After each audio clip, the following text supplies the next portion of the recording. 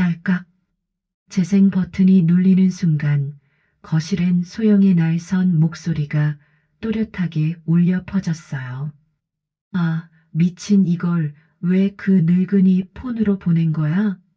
친구들 단톡에 보냈어야지. 진짜 이 인간 살려고 영양제까지 챙기더라. 아나 짜증나. 정분자의 얼굴이 굳어졌습니다. 뒤이어 들리는 건 소영이 친구에게 전화를 거는 소리였어요. 응, 어쩌겠냐. 보험금도 그렇고 이 집은 내 거잖아. 진짜 지독하네. 한 번은 쓰러질 줄 알았더니 멀쩡하네. 정분자의 호흡이 거칠어졌습니다. 현우는 재빨리 녹음을 껐어요. 할머니 미안해. 이거 듣게 해서 미안해. 정분자는 고개를 저으며 아이를 감쌌습니다. 아니야, 이건 절대로 지우면 안 된다. 시청하시는 모든 분들 건강하시고 오늘도 사랑합니다. 현우야, 할머니 핸드폰 이거 왜 이래? 자꾸 꺼져. 정분자는 손에 스마트폰을 쥔 채 손자를 찾았습니다. 요즘 들어 부쩍 느려진 폰에다 자꾸 화면이 꺼지는 현상이 겹쳐 뭐 하나 확인하려면 번번이 곤욕이었어요. 어디 봐요. 12살 손자 현우는 익숙한 손길로 화면을 살펴보며 말했습니다. 배터리 절전 모드예요. 그냥 해제하면 돼요. 정분자는 고개를 갸웃하며 물었습니다. 그럼 문자나 톡은 그냥 들어오지? 네. 아무 문제 없어요. 그 순간이었습니다.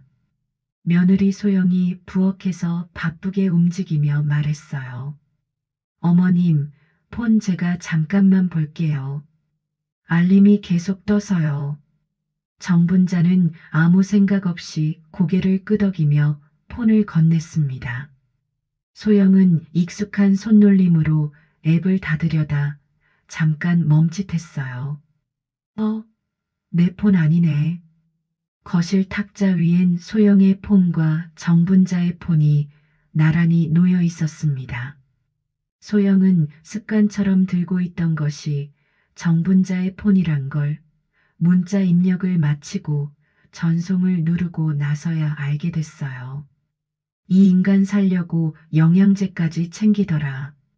그 문장이 정분자의 폰 화면에 그대로 찍혀 있었습니다.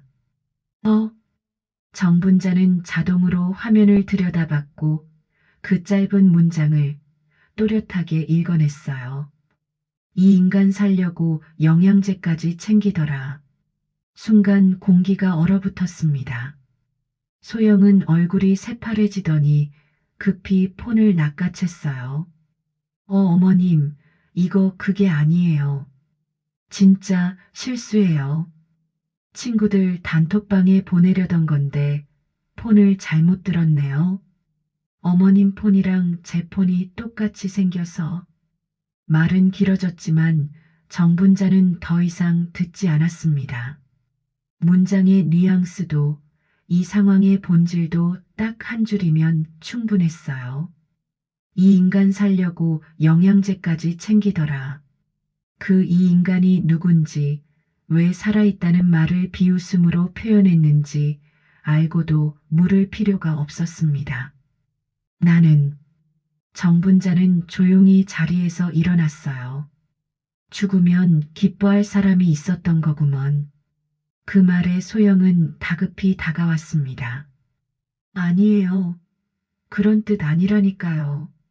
요즘 친구들끼리 그냥 장난처럼. 친구들이랑 나랑 같니? 정분자의 목소리는 평소보다 낮고 묵직했어요. 내가 너 친구야? 아니면 그냥 없었으면 좋겠는 사람인가? 소영은 말이 막혔습니다. 그 순간 방 안에서 현우가 나왔어요. 무슨 일이에요? 왜 그래?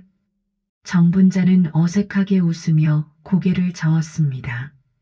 아니다. 그냥 너도 크면 알게 될 일이야.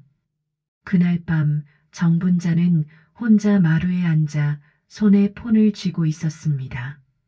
눈앞에 이 인간 살려고 영양제까지 챙기더라. 라는 문장이 계속 아른거렸어요. 그 한 줄이 몇십 년을 견뎌온 삶 전체를 뿌리째 흔들고 있었습니다. 그래, 어쩌면 오래 산 죄겠지. 짐처럼 느껴지게 만든 죄. 그리고 잠시 뒤 정분자는 천천히 손자의 방문을 열었어요. 현우야, 미안한데? 왜요? 정분자는 작은 목소리로 말했습니다. 녹음하는 거, 그거 좀 알려줘.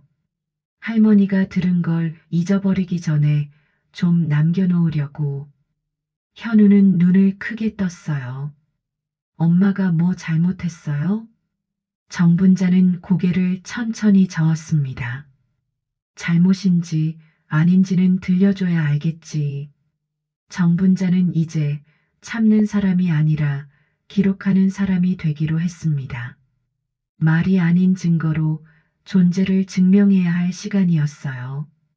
그리고 그 순간부터 이 가족의 균열은 조용히 그러나 확실히 벌어지기 시작했습니다. 녹음은 여기 눌러서 시작하시면 돼요. 현우가 조심스레 설명했습니다. 정분자는 어색한 손놀림으로 스마트폰 화면을 눌렀어요. 작은 빨간 원이 깜빡이며 마치 자신의 심장처럼 뛰기 시작했습니다. 정분자는 조용히 입을 열었어요. 기록 하나 해야겠다. 내가 평생 어떻게 살아왔는지, 누가 또 나더러 내가 하는 말 거짓말이라 할까봐. 정분자가 결혼한 건 20살이 채 안 된 봄이었습니다. 아버지는 폐결핵으로 돌아가셨고 어머니는 시집갈 때 밥솥 하나, 이불 한 채만 안겨주었어요. 남편은 무뚝뚝했지만 성실했습니다. 시어머니는 엄격했고 인정이 없었어요. 내가 들어왔으니 집안일은 다 내 몫이지. 그게 첫 인사였습니다. 정분자는 묵묵히 일했어요. 새벽 5시에 일어나 아궁이에 불을 지피고 밥을 안 치고 손빨래를 하다 해질녘 깬 논두렁까지 나갔습니다. 단 한 번도 칭찬은 없었어요. 아이를 낳고 기르면서도 쉬는 날은 없었습니다. 남편은 허리를 다쳐 농사일을 접었고 도시로 일하러 나간 정분자는 그날그날 일당을 받아 왔지만 학원도 못 보내고 도시락도 제대로 못 사주며 아들을 키웠어요. 하지만 불평은 없었습니다. 내 자식은 나보다 덜 고생해야지. 그 생각 하나로 버텼어요. 그리고 그 아들이 어느 날 며느리를 데리고 왔습니다. 말끔한 차림, 말투는 정중하지만 정분자는 이상하게 낯설었어요. 어머님, 김장 같은 건 요즘엔 안 해요. 그냥 사 먹어요. 힘드신데 굳이 하실 필요 없어요. 소영은 늘 그렇게 말했습니다. 공손한 말이었지만 거기엔 정분자의 자리는 없다는 선언이 담겨 있었어요. 한 번은 김장 준비를 하며 소금에 절인 배추를 다듬고 있는데 소영이 툭 던지듯 말했습니다. 어머님, 그래도 건강하시네요. 이 힘든 김장도 하시고. 그 순간 정분자는 손에 들고 있던 배추를 놓칠 뻔했어요. 그 말은 오래 살아계셔서 놀랍다는 말일까? 아니면 아직도 살아있냐는 건가? 하지만 웃었습니다. 그러게, 나도 몰라. 내가 죽을 복이 없는가 봐. 그 말은 그저 농담처럼 흘려보냈지만 그날 밤 화장실에 앉아 펑펑 울었어요. 세탁기 돌아가는 소리에 눈물 소리를 숨겨야 했기 때문입니다. 현우가 태어났을 때 정분자는 병원에 부르지도 않았습니다. 소영은 산후조리를 친정에서만 하고 사진 한 장 보내주지 않았어요. 요즘은 다 친정에서 해요. 시댁은 부담만 줘서 안 간다더라고요. 현석은 늘 중간에서 애매한 태도였습니다. 엄마, 그냥 요즘 세대가 그런 거야. 너무 신경 쓰지 마.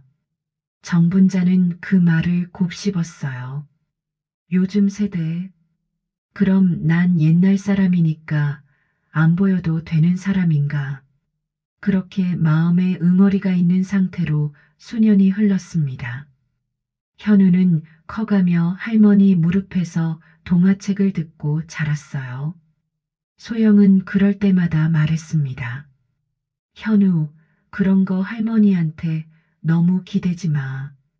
할머니는 이제 기억도 잘 못하시잖아. 그 말에 정분자는 아무 말도 하지 않았습니다. 가슴에서 뭔가 뚝 하고 부러지는 소리만 들렸어요. 그리고 그날, 이 인간 살려고 영양제까지 챙기더라. 그 문장 하나가 예전 그 모든 감정을 다시 쏟아올렸습니다. 묻혀있던 비명처럼, 잊은 줄 알았던 서러움처럼. 그날 밤 정분자는 작은 일기장을 꺼냈어요. 오래전 아들이 초등학생일 때 만든 표지를 붙인 노트였습니다. 그 속에 또박또박 글을 써내려갔어요. 나는 욕 한 번 안 하고 살았는데 욕을 듣는 날이 왔다. 나를 위해 운 사람은 없지만 날 죽기를 바라는 사람은 생겼다. 그리고 녹음 버튼을 눌렀습니다. 이건 내가 증언하는 내 인생이다. 아무도 내 말을 믿지 않아도 적어도 나는 알고 있다. 다음 날 정분자는 구청으로 향했어요. 이 집 아직 내 이름일까? 아니면 그마저도 모르는 새 넘어갔을까? 마음속의 깊은 불안이 점점 명확한 방향으로 바뀌어 가고 있었습니다. 이 주소 등기부등본 2호. 구청 민원실의 직원이 정분자의 질문에 고개를 끄덕였습니다. 그는 컴퓨터를 몇 번 두드리더니 조심스럽게 말을 이었어요. 지금 명의는 한소영 씨네요. 정분자가 아니고요. 정분자 어르신 이름이 아닙니다. 2년 전 한소영 씨로 이전됐네요. 그 순간 정분자의 손이 덜덜 떨렸습니다. 제가 사인했나요? 여기 보시면요. 직원은 프린트된 서류를 가리켰어요. 당시 위임장과 인감증명서 첨부되어 있네요. 병원 입원 중일 땐 보호자 서류로 처리하는 경우가 많습니다. 그때다. 병원에 잠깐 있었을 때 그때 정분자는 무릎이 풀릴 것 같아 의자에 털썩 앉았습니다. 소영이가 그랬구나. 정분자는 무릎 위에서 떨리는 손으로 등기부등본을 꼭 쥐었어요.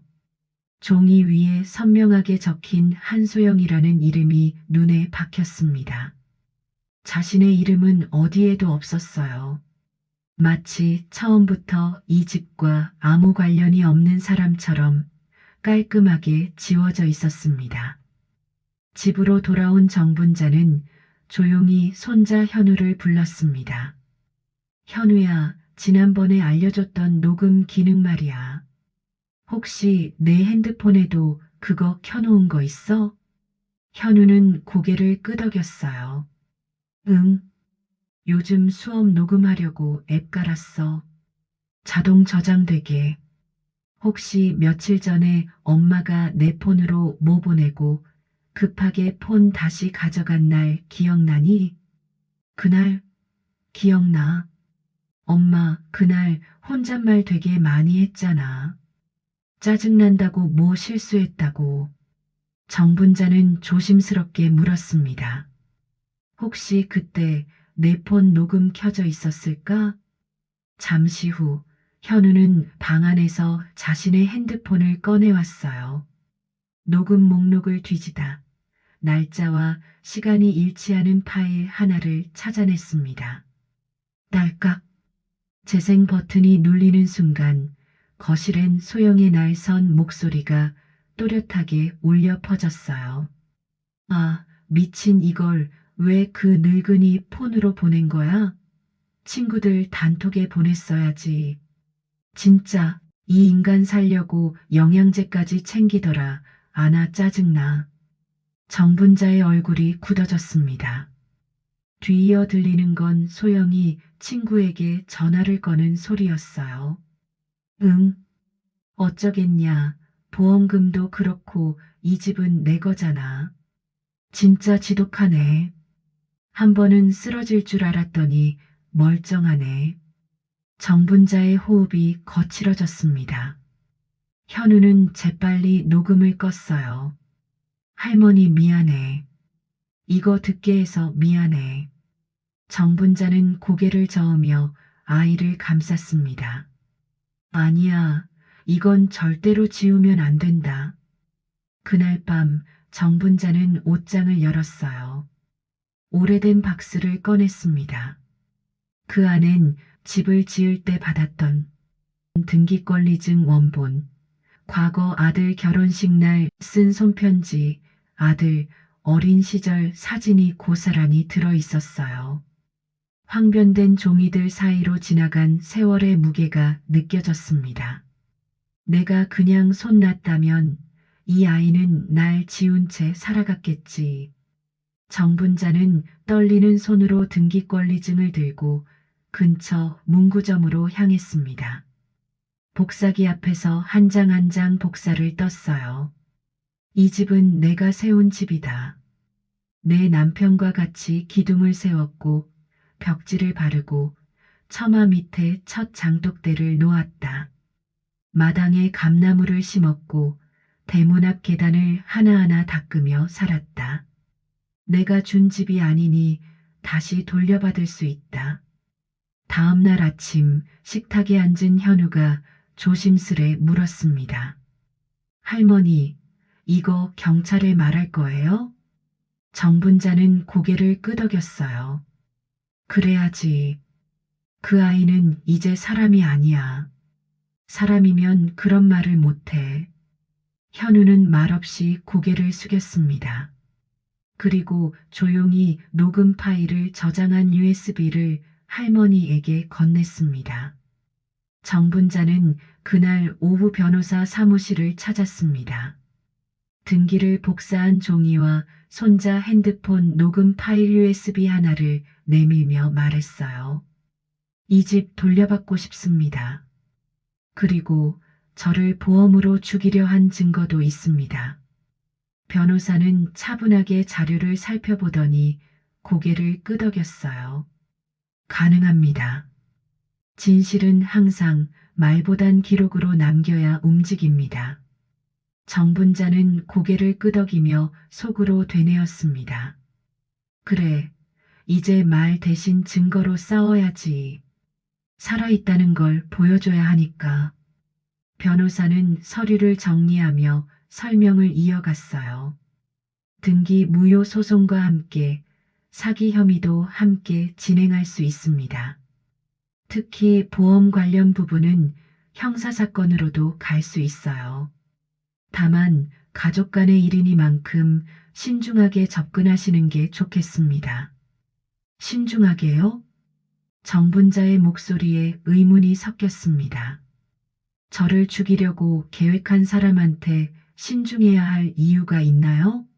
그걸 가족이라고 할 수 있나요? 변호사는 잠시 말이 없더니 고개를 끄덕였어요. 맞습니다.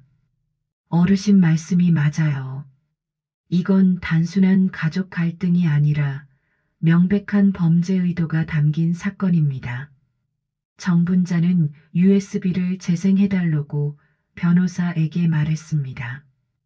보험금도 있고 어차피 이 집은 내 거잖아. 진짜 지독하네. 한 번만 넘어지면 끝날 텐데. 변호사의 표정이 굳어졌습니다. 이것만으로도 충분합니다. 사망을 기대하는 발언, 보험금 언급, 재산에 대한 기대감까지 모든 게 연결되어 있네요. 정분자는 마침내 안도의 표정을 지었어요. 그럼 시작해 주세요. 저는 이제 더 이상 참지 않을 거예요. 다음 날 현석이 짜증 섞인 목소리로 전화를 걸어왔습니다. 엄마, 집에서 얘기 좀 해요. 정분자는 조용히 고개를 끄덕였습니다. 그래. 라고 대답을 하고 현석이 퇴근해올 때까지 기다렸습니다.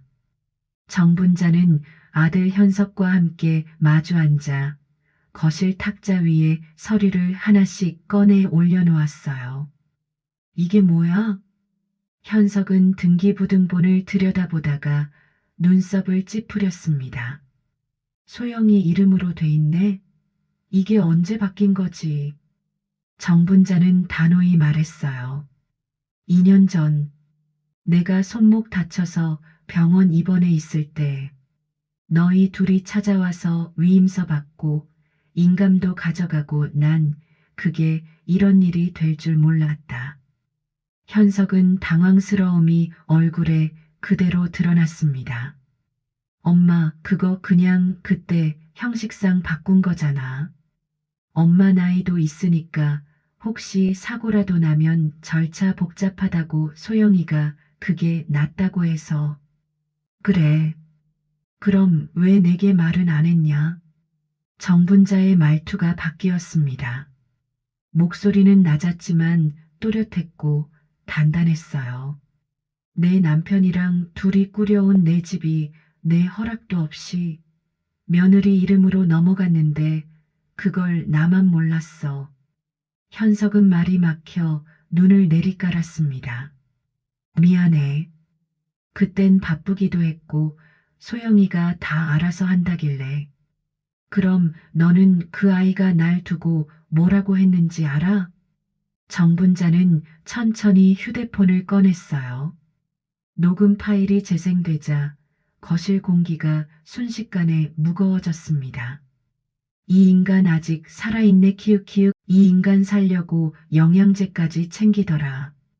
보험금도 있고 어차피 이 집은 내 거잖아. 현석은 소스라치게 놀랐어요. 이거 뭐야? 내 아들이 녹음한 거야. 내 마누라가 내 핸드폰으로 이상한 문자 보내고 혼잣말로 쏟아낸 본심. 정분자는 말을 이어갔습니다. 그리고 이건 보험 내역. 피보험자는 나고 수익자는 너희 며느리. 사망하면 1억 간다더라. 현석은 손에 들린 서류를 믿을 수 없다는 눈으로 내려다보았어요. 종이는 떨렸고 그의 눈가도 덜덜 떨렸습니다. 엄마, 나나 정말 몰랐어. 소영이가 그런 생각을 했을 줄은. 정분자는 그제야 한숨을 내쉬었습니다. 넌 몰랐겠지. 그게 더 슬프다. 내가 날 보호하지 않았다는 게 더 아프다. 현석은 무릎을 꿇었어요. 엄마 미안해. 정말 미안해. 그냥 그땐 다 엄마가 이해해 줄 거라 생각했어. 엄마는 참는 사람이니까 아무 말 안 할 거라 믿었어. 정분자는 아들을 바라보며 조용히 말했습니다. 나는 너희한테 참은 게 아니라 믿은 거다. 그런데 그 믿음을 이렇게 짓밟히면 사람은 더 이상 입 다물고 살 수가 없어. 현석은 머리를 깊이 숙였어요.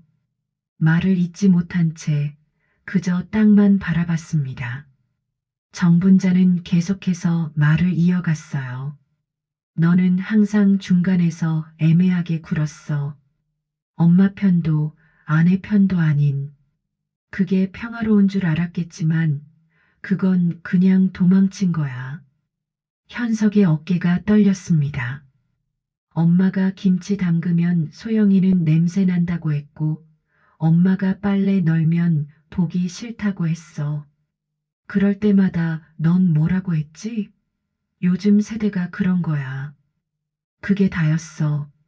엄마, 내 며느리가 나를 이 인간이라고 부르는데도 그게 그냥 스트레스 때문이라고 생각했을 거야. 하지만 스트레스로 사람을 죽이려고 계획하지는 않아. 정분자는 또 다른 서류를 꺼냈습니다. 이건 변호사 상담받은 내용이야. 너의 마누라가 한 일은 사기야. 사문서 위조고 보험 사기 시도야. 그걸 가족이라는 이름으로 덮을 수는 없어. 현석은 완전히 무너져 내렸어요. 엄마, 어떻게 하면 돼요? 내가 어떻게 하면. 이제 와서 어떻게 할 건 없어. 정분자의 목소리는 차가웠습니다. 다만, 내가 정말 후회한다면 앞으로는 내 편에서 애매하게 중간에 있지 말고. 그날 밤 정분자는 혼자 마루에 앉아 손에 폰을 쥐고 있었습니다. 눈앞에 변호사가 보내온 문자가 떠 있었어요. 사모님, 등기 무효 소송과 사망보험 관련 고소 모두 진행 가능합니다. 증거 자료는 매우 강력합니다. 신중히 결정해 주세요. 정분자는 고요한 눈빛으로 휴대폰을 내려놓았습니다. 그리고 일기장을 꺼내 한 줄을 써내려갔어요. 이젠 내가 나를 지켜야 할 시간이다. 이튿날 아침 소영은 거실에서 정분자를 마주쳤습니다. 애써 웃음을 지으며 말했어요. 어머님, 오늘 김치볶음 했어요.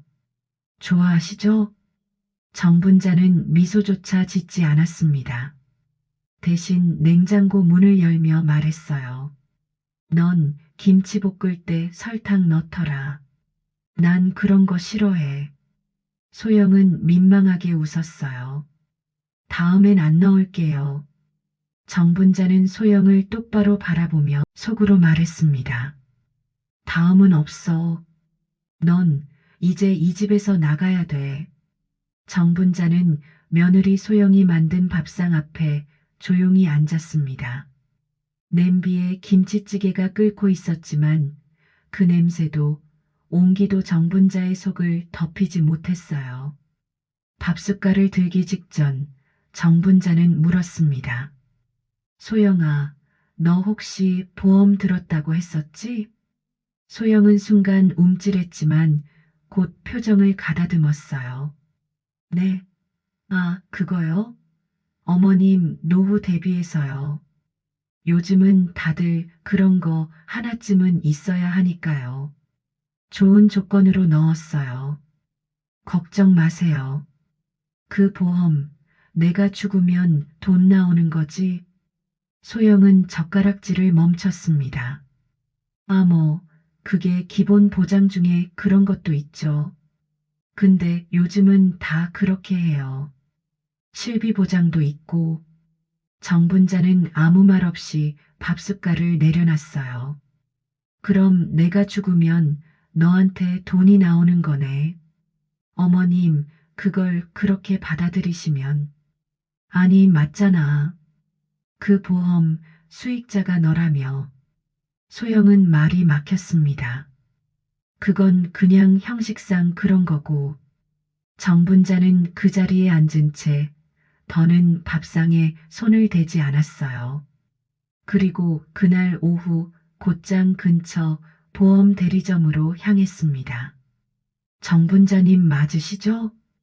창구 직원이 고개를 끄덕이며 컴퓨터를 확인했어요. 현재 3건의 보험이 등록돼 있습니다. 그중 2건은 실비, 하나는 사망보험입니다. 정분자는 조용히 물었습니다. 그 사망보험 언제 가입된 거예요? 직원은 화면을 확인하고 대답했어요. 2022년 3월입니다. 입원 중이셨죠? 당시 보호자분이 서류 처리하셨습니다. 수익자는 한소영님으로 되어 있네요. 정분자는 쓰러질 듯한 충격에 잠시 말을 잇지 못했습니다. 그 애가 내가 입원해 있는 사이 내 죽음을 대비한 보험을 넣은 거였구나. 보장금은 얼마나 돼요? 사망 시 1억 원입니다. 정분자는 그 말을 듣는 순간 심장이 쿵 내려앉는 느낌을 받았어요. 1억이라는 숫자가 머릿속에서 맴돌았습니다. 자신의 목숨의 값을 매긴 사람이 바로 옆에서 밥을 차려주던 며느리였다는 사실이 믿어지지 않았어요. 정분자는 더 말하지 않고 자리에서 일어났습니다. 집으로 돌아오는 길 발걸음이 무거웠어요. 마치 무덤을 향해 걸어가는 기분이었습니다. 집으로 돌아온 정분자는 손자의 방문을 두드렸어요. 현우야, 할머니랑 잠깐 얘기 좀 하자. 현우는 숙제를 하다 말고 고개를 들었습니다. 응, 왜? 혹시 저번에 내가 보내준 그 녹음 그거 말고도 엄마가 나에 대해 이상한 말 하는 거 또 있니? 현우는 잠시 머뭇거리다 휴대폰을 꺼냈어요. 며칠 전에 또 녹음된 거 있어. 근데 진짜 들을래? 정분자는 고개를 끄덕였습니다. 현우가 조심스럽게 파일을 틀었어요. 진짜 웃겨. 이 인간. 언니, 나 진짜 힘들어. 시어머니가 하루 종일 집에 계시니까 숨이 막혀. 친구들은 다 요양원 보냈는데 그냥 자연스럽게 좀 되면 안 되나 싶어. 어차피 보험도 있고. 정분자는 들으면서 손을 움켜쥐었습니다. 목이 메었지만 눈물은 나오지 않았어요. 이건 슬픔이 아니라 명백한 악이었습니다. 현우야, 이거 저장 잘해놔. 할머니가 이걸 증거로 써야 할 것 같아. 현우는 고개를 끄덕이며 조용히 말했어요. 할머니, 엄마가 이상해요. 전에는 안 그랬는데 요즘 들어서 할머니 보는 눈빛이 무서워요. 정분자는 손자의 머리를 쓰다듬었습니다. 사람 마음속엔 원래 그런 게 있어.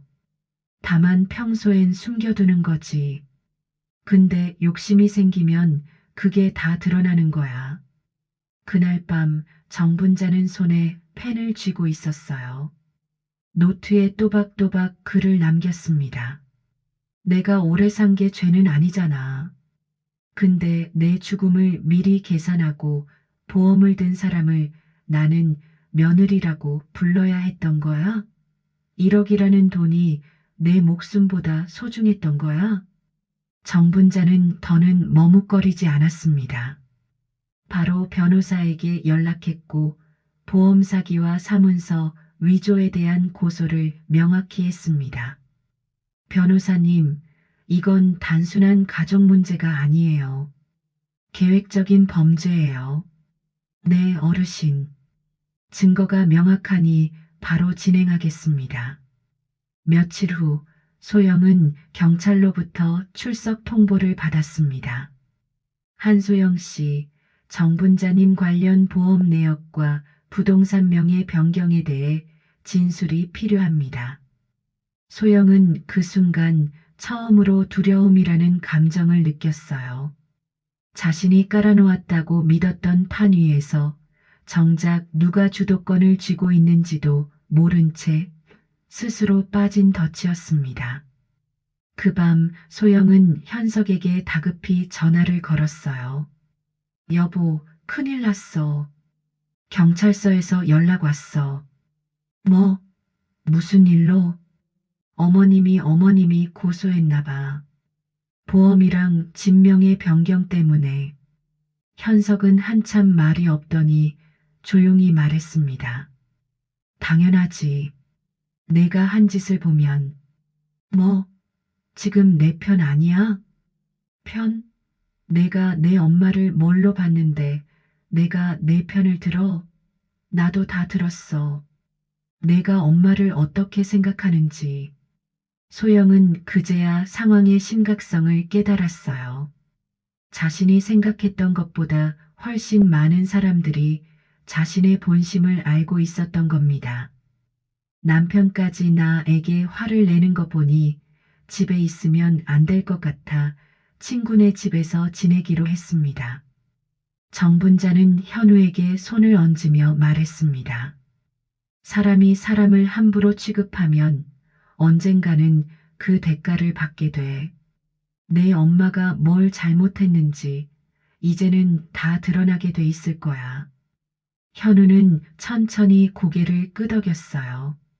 응, 할머니 편은 내가 끝까지 들 거야.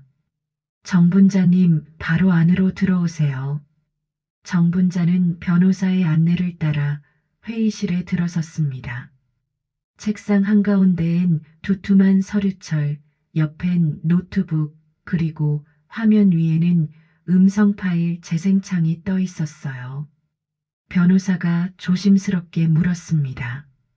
사모님, 여기 계신 내용들 전부 사실이 맞습니까? 정분자는 고개를 천천히 끄덕였어요. 제가 직접 확인했어요. 이건 오해도 착각도 아니에요. 그 아이는 저를 죽을 사람으로 계산해 놨어요. 변호사는 고개를 숙였습니다. 지금 상황으로는 보험 사기, 재산 편취, 강요 혐의까지 함께 검토 가능합니다. 형사 고발과 민사 소송을 동시에 진행할 수 있고요. 의견만 주시면 바로 착수하겠습니다. 정분자는 숨을 깊게 들이켰어요. 심장이 뛰고 있었지만 손은 떨리지 않았습니다. 진행해 주세요. 이건 제가 살아있다는 걸 증명하는 싸움이에요. 며칠 뒤 소영은 정분자의 고소 소장을 받았습니다. 그 안엔 자신이 모르게 녹음된 대화들이 첨부되어 있었고 등기부 위조와 보험 가입 내역, 심지어 사망 보험금 수익자가 본인으로 되어 있는 사실까지 빠짐없이 담겨 있었어요. 소영은 문서를 덮은 채 그대로 소파에 털썩 주저앉았습니다. 이제 진짜 전쟁이네. 그날 밤 집에 돌아온 아들 현석은 문 앞에서 묵묵히 서 있었어요. 그의 눈빛은 복잡했고 눈 밑에는 피로가 짙게 내려앉아 있었습니다. 정분자는 조용히 그를 향해 말했습니다. 들었니? 현석은 대답 없이 고개만 끄덕였어요. 내 엄마가 말 한마디 없이 소송을 걸었고 내 아내는 나 몰래 보험을 넣었고 너는 그 사이에서 고개만 돌리고 있었어. 현석은 떨리는 목소리로 말했습니다. 엄마, 나 몰랐어. 진짜 몰랐어. 몰랐다고? 내 아내가 날 이 인간이라 부르는 걸 들어도 그게 그냥 농담인 줄 알았겠지. 정분자는 테이블 서랍에서 한 장의 종이를 꺼냈어요. 거기엔 녹취록이 또박또박 인쇄돼 있었습니다. 한소영 음성 녹취 이 인간 살려고 영양제까지 챙기더라. 이 인간 아직 살아있네 키읔키읔 그냥 한번 쓰러졌으면 끝날 텐데 멀쩡하네. 정분자는 그것을 현석 앞에 내려놓았습니다. 이게 그냥 실수냐? 현석은 얼굴을 감싸며 울먹였어요. 아니에요. 실수가 아니었어요. 이제야 알겠어요.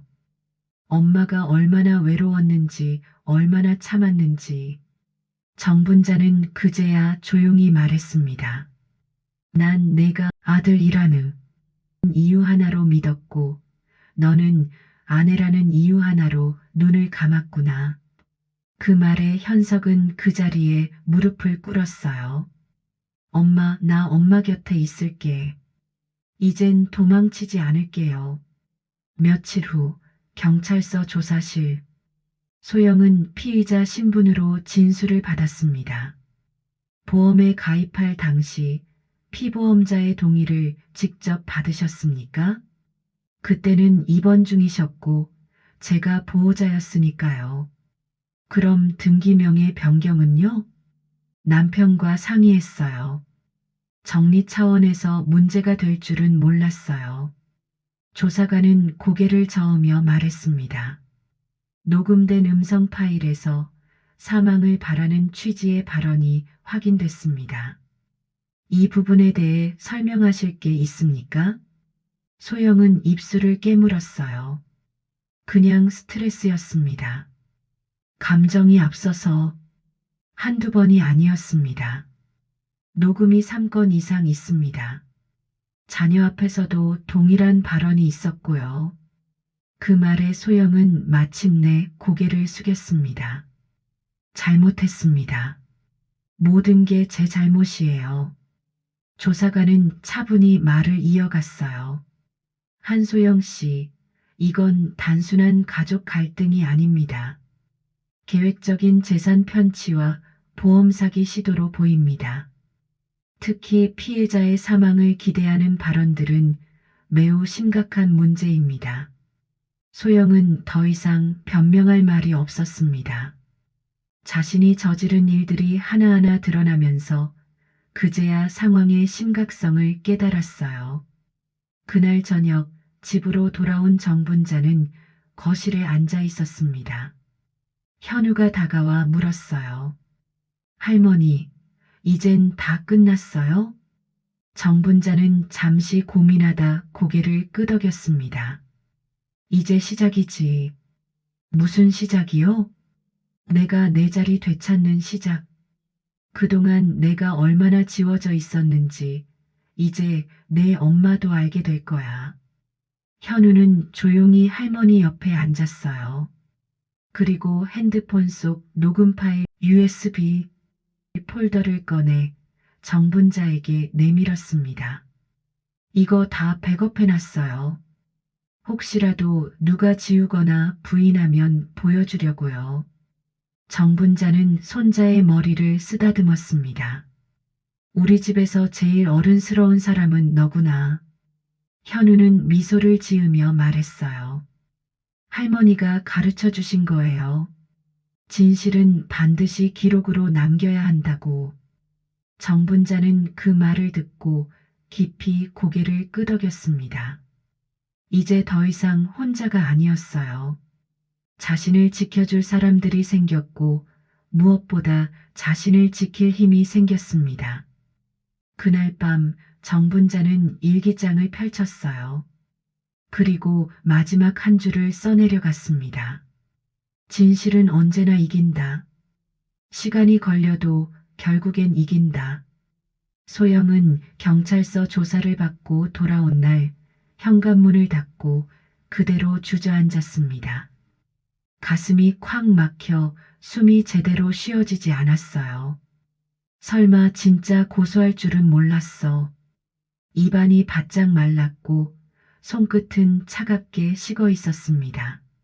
눈앞에 떠오르는 건 경찰의 마지막 한마디였어요. 피해자는 현재 정분자 씨 한 분이지만 고의성이 입증되면 형사처벌까지 갈 수 있습니다. 소영은 두 손으로 얼굴을 감쌌어요. 모든 게 자신 뜻대로 흘러가던 그 순간까지는 세상이 자신을 중심으로 도는 줄 알았습니다. 정분자는 나약한 사람이라고 생각했고 아들은 결국 자기 편이 되어줄 거라 믿었고 현우는 아무것도 모르는 아이라고 여겼어요. 하지만 모두 틀렸습니다. 며칠 뒤 소영은 현석에게 간신히 전화를 걸었어요. 현석아, 나 얘기 좀 해야겠어. 그래, 나도 너랑 얘기하려고 했어. 카페에 마주 앉은 두 사람. 현석의 얼굴은 지쳐 있었고 소영은 초췌했습니다. 당신 진짜 엄마 고소하게 그냥 둔 거야? 내가 막을 수 있었으면 막았겠지. 근데 내가 한 말, 내가 다 들었어. 녹음된 거 파일로 다 받았고. 소영은 고개를 숙였어요. 그건 그냥 순간 화가 나서. 순간이 한두 번이야? 이 인간 살려고 영양제까지 챙기더라는 말을 몇 번이나 한 거야? 그게 그냥 말이야? 그걸 우리 아들이 듣고 있었어. 12살 현우가. 소영은 입술을 깨물었습니다. 당신은 엄마가 어떤 사람인지 알아? 나도 처음엔 그 사람한테 진심이었다고. 근데 그 사람은 나를 인정 안 했어. 엄마가 널 인정 못한 게 아니라 내가 엄마를 사람 취급 안 한 거야. 김장을 해줘도 투덜대고 밥을 차려줘도 간섭이라 하고 마당 쓸면 먼지 날린다고 뭐라 하고 그리고 내 엄마한테 그 사람이 뭐야? 현석은 목소리를 높였습니다. 이 집 엄마가 지은 집이야. 내가 서류 바꾼 건 나도 동의했지만 지금 와서 생각하니 다 내가 바보였더라. 소영은 조용히 말했습니다. 그래서 나보고 어떻게 하라는 거야? 현석은 명확하게 말했어요. 이혼하자. 현우는 내가 키울 거고 너 엄마한테 사과는 해야지. 무릎 꿇고 소영은 눈을 크게 떴습니다. 뭐? 사과는 하겠지만 무릎은 좀. 넌 내 엄마를 비참하게 만들었어. 엄마가 몇십 년 참아온 걸 내 말 한 줄에 다 부숴놓은 거야. 그 무게를 알면 무릎이 아니라 땅에 엎드려도 모자라. 현석의 목소리에는 단호함이 섞여 있었어요. 소영은 그제야 자신이 돌이킬 수 없는 선을 넘었다는 걸 깨달았습니다. 다음 날 아침, 정분자 집 앞에서 초인종 소리가 울렸어요. 현우가 문을 열자 그 앞엔 소영이 무릎을 꿇은 채 서 있었습니다. 어머님, 제가 정말 잘못했습니다. 정분자는 말없이 아이에게 눈짓했어요. 현우는 조용히 안으로 들어갔고 소영은 정분자 앞에 무릎 꿇은 자세 그대로 고개를 숙였습니다. 제가 순간 너무 미웠고 너무 지치고 힘들었고 그래도 그렇게 말하면 안 됐어요. 정말 죄송합니다. 정분자는 천천히 입을 열었어요. 너 내가 죽기를 바랬는데. 근데 지금 아직도 이렇게 살아서 미안하네.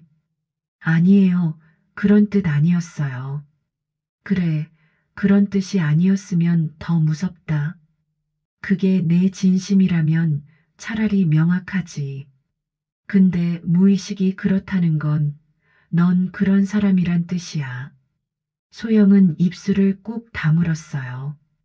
눈물이 떨어졌지만 정분자는 눈 하나 깜빡하지 않았습니다.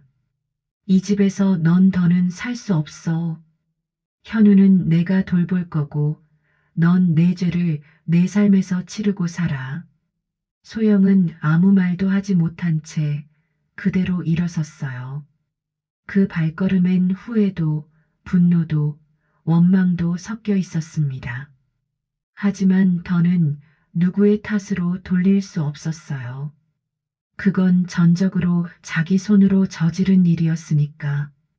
정분자는 소영의 뒷모습을 바라보며 조용히 중얼거렸습니다.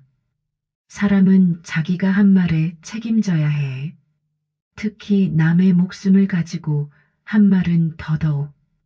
그날 저녁, 정분자는 식탁에 밥을 차리고 있었어요. 현우가 조용히 옆에 앉았습니다. 할머니, 엄마 가는 거예요? 응.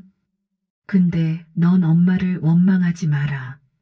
잘못을 인정한 사람은 언젠가 다시 설 수 있어.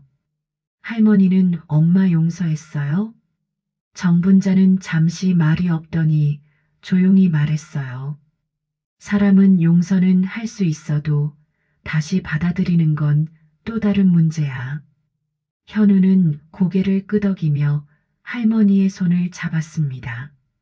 할머니, 이제 우리 둘이서 살면 되죠? 정분자는 손자의 손을 꼭 잡으며 웃었어요. 그래, 이제 진짜 우리 집이 됐다. 소영이 떠난 지 2달. 그동안 집안은 조용했고 평온했습니다. 무릎 꿇던 그날 이후로 소영은 아무런 연락도 없이 사라졌어요. 정분자는 그게 오히려 다행이라고 생각했습니다. 사과는 말로 끝나는 게 아니니까. 어설픈 눈물보다 조용한 이별이 더 낫다고 정분자는 그게 낫다고 생각했어요. 그날 아침 현우가 다급히 달려왔습니다. 할머니, 엄마가 다시 연락했어요. 정분자의 손이 멈췄어요. 그리고 천천히 고개를 들었습니다. 그래, 너한테 뭐래? 집에 한 번만 오면 안 되냐고 할머니한테 말 잘해서 부탁 좀 해달래요. 정분자는 웃음을 터뜨렸습니다. 그 웃음은 시원했고 단단했어요. 그래서 너는 뭐라 했니? 현우는 어깨를 으쓱였어요. 그냥 할머니 집이라 했어요. 여기 할머니 집이니까 난 손님은 못 데려온다고. 정분자는 박수를 쳤습니다. 아이고, 우리 손자 말 잘했네. 이제야 내가 이 집 주인 마음을 좀 아는구나. 같은 시각, 소영은 근처 커피숍에 앉아 있었어요. 쥐고 있던 휴대폰엔 미답 통화가 3개, 읽지 않음으로 돌아온 메시지가 6개. 소영은 자리에 엎드릴 듯 기대며 중얼거렸습니다. 지금쯤이면 마음 좀 풀렸겠지. 설마 계속 그렇게 나가진 않겠지. 하지만 소영은 몰랐어요. 정분자가 그렇게 살아온 세월만큼 참은 것도 상처도 많았다는 걸. 그리고 이제는 더 이상 참지 않기로 결심했다는 걸. 그날 저녁, 현석이 집에 들어오며 식탁에 앉았습니다. 엄마, 그 사람 또 연락했어요. 회사 쪽으로도 오고. 정분자는 조용히 밥상을 차리며 말했어요. 그래. 그럼 이젠 공식적으로 대응해야겠구나. 뭐려? 내가 이 진명에 돌려받은 거, 보험 혜택 없는 상태로 바꿔놓은 거, 내 아들 학교 상담실에 며느리 접근 금지 요청 넣은 거, 그거 다 아직 전달 안 했더라. 현석은 말없이 고개를 끄덕였어요. 정분자는 마지막으로 말했습니다. 나는 이제 나를 건드리는 사람한테는 조용하지 않을 거다. 참는 건 끝났어. 그리고 그건 그 애한테 제일 무서운 일일 거야. 며칠 뒤 소영은 등기우편을 받았어요. 내용 증명, 접근 제한 요청서, 그리고 손글씨로 쓴 단 한 줄. 이 집은 더 이상 당신이 계산할 수 있는 곳이 아닙니다. 소영은 그 자리에서 편지를 구기며 절규했습니다. 이 늙은이가 진짜. 하지만 그건 이미 늙은이가 아닌 사람 대 사람의 싸움이었어요. 그리고 이긴 쪽은 단 한 명이었습니다. 한편 정분자는 변호사 사무실에서 최종 서류를 받고 있었어요. 어르신, 모든 절차가 완료됐습니다. 진명인은 다시 어르신 이름으로 돌아왔고 보험도 해지 처리됐습니다. 상대방은 보험 사기 미수와 사문서 위조로 벌금형이 확정됐고요. 정분자는 고개를 끄덕이며 말했어요. 감사합니다. 이제야 진짜 내 집이 됐네요. 변호사는 미소를 지으며 덧붙였습니다.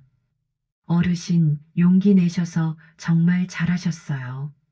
많은 어르신들이 이런 일을 당해도 참고 넘기시는데 어르신은 달랐습니다. 참는 게 미덕인 줄 알았는데 그게 아니더라고요. 때로는 맞서는 것도 필요해요. 집으로 돌아온 정분자는 마당에 서서 집을 한 바퀴 둘러봤어요.